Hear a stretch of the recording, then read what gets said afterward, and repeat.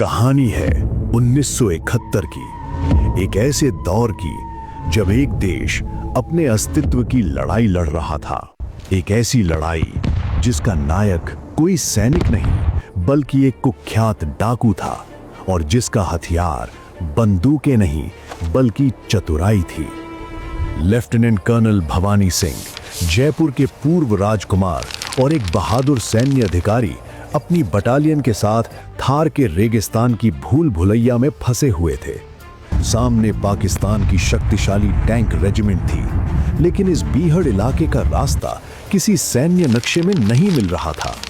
तभी कर्नल को एक नाम याद आया, एक ऐसा नाम जो पूरे सीमावर्ती इलाके में खौफ का पर्याय था। ठाकुर बलवंत सिंह बाखासर, एक डाकू जिस पर हत्या और लूट के दर्जनों मुकदमे दर्ज थे।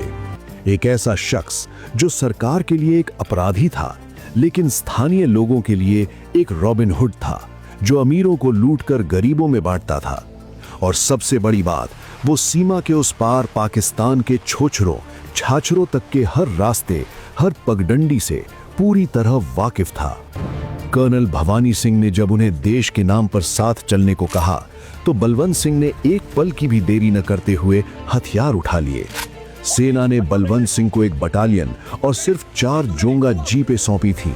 सामने दुश्मन के टैंक थे और अपने पास सिर्फ ये जीपें। तब बलवंत सिंह ने एक ऐसी रणनीति सुझाई जो युद्ध के इतिहास में दर्ज हो गई। उन्होंने जीपों के साइलेंसर निकलवा दिए।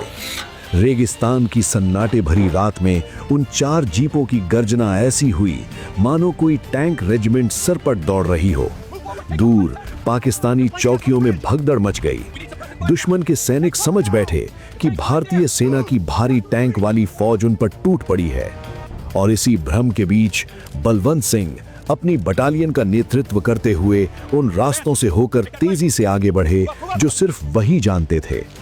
7 दिसंबर 1971 की रात भारतीय सेना ने पाकिस्तान के छोछरो चौकी और आसपास के लगभग 100 गांवों पर कब्जा कर लिया।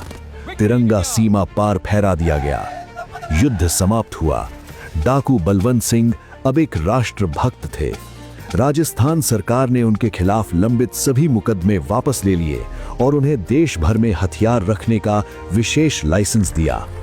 वो मारवाड़ के रॉबिन हुड से सरहद के सिंह बन गए। ये कहानी सिर्फ एक जीत की नहीं है, ये उस सूझबूझ की कहानी है जब देश की रक्षा के लिए एक राजा और एक डाकू का हाथ मिला। ये उस असाधारण साहस की गवाह है जो कभी-कभी यूनिफॉर्म के बाहर भी मिल जाता है। ठाकुर बलवंत सिंह बाखासर की ये विरासत आज भी थार के रेत के टीलों और सीमा के गांवों के लोक गीतों में गूंजती है। एक ऐसे सिंह की गाथा जिसने अपनी चतुराई से दुश्मन की सेना के होश उड़ा दिए थे।